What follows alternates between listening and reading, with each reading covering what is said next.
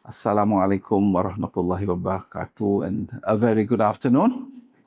So, some 2.5 centuries ago, a philosopher said that, and I quote, "The mere impulse of appetite is a slavery, and obedience to a law which we prescribe to ourselves is liberty." In other words, contrary to our current notion of liberty, which is generally associated with freedom, it would appear that turning natural liberty into civil obligation through collective governance, yes, collective governance, that is what makes humans truly moral and free. And that, of course, is by the great philosopher Jean-Jacques Rousseau in The Social Contract.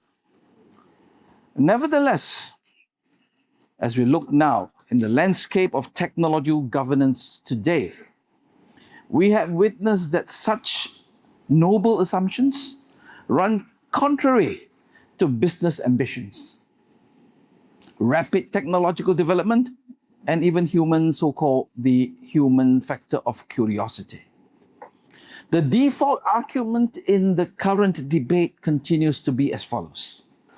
Regulation in the technology arena, as a rule, destroys human creativeness and the propensity for innovation.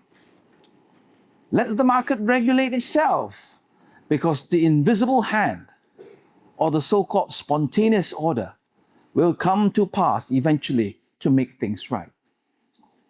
That is the argument. On the other hand, it has been robustly contended that governance needs, and I quote, to shift from corporate self-regulation to democratic power sharing to counter the imperial expansion of tech monopolies. Now we've got a strong counter-argument. Now, such an approach clearly arises from the need for public control to stem the tide of current AI development being dominated and molded by, quote, a narrow elite and built on the resource extraction reminiscent of historical empires, unquote. And this, of course, are not my words. These are from Empire of AI, which I think many of us would be familiar. If not familiar, I would really consider that we should read it again. It is by Karen Howe. Now, to square off, let us just say that human enterprise and ingenuity can build civilizations, in as much as can also build the weapons of mass destruction, like the atomic bomb and the hydrogen bomb, that could obliterate these same civilizations. Now, in this vein, artificial intelligence is a technology with such a spectrum of promise and peril.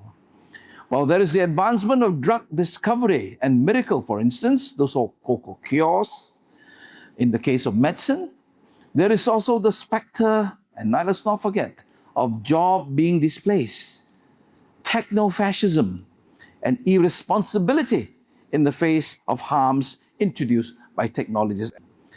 Now, Silicon Valley's ethos, the so-called move fast and break things, may be the quintessential mantra for success in this dog-eat-dog world. Dog-eat-dog digital world, let's put it this way. But let's not forget the boom and bust of the dot-com era. And now, of course, the catastrophic stock market crashes linked to chips and AI, as in the case recently of South Korea, as well as a recent slump in techno stocks in the Nasdaq. I believe the moral of the story could be summed as follows.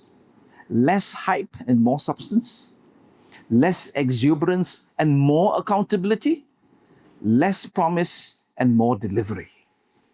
In this regard, Malaysia's aim to realize an AI nation by 2030, and recently reinforced by the Prime Minister, Datuk Sri Anwar Ibrahim, it must project leadership that innovation is possible to be kept in pace with regulations. That responsibility is a part of the natural ethos that human dignity is not a commodity, and that the ultimate objective in this pursuit of technological advancement is societal progress and progress for the people.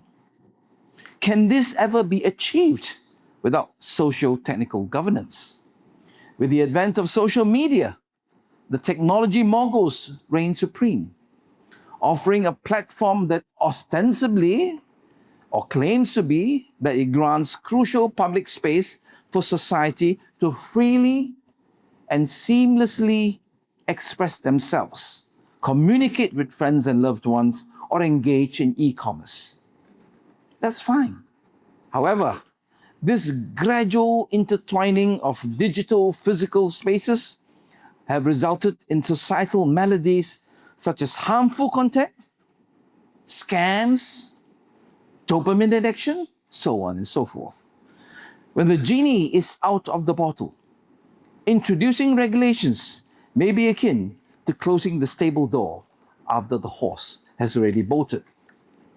Now, this is compounded by the fact that challenges to AI governance can arise from its transnational nature, where responsibility and culpability varies across the value chain.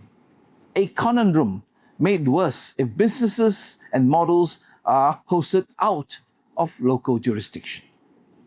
AI, with its ability to transform automating, cognitive development, and human-to-human relations, may also present harms not easily controlled. Such harms may cut across sectoral responsibilities, where our colonial heritage built a bureaucracy typically developed in silos.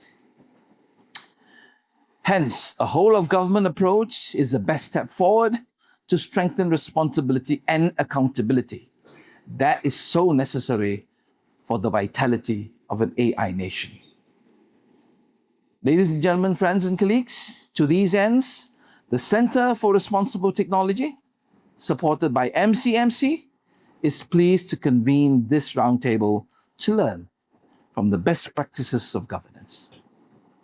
Well, this is a smallish roundtable. I think it's been counted latest, including all of us here, 35 or 36. By ICIS standards, smallish, but not small.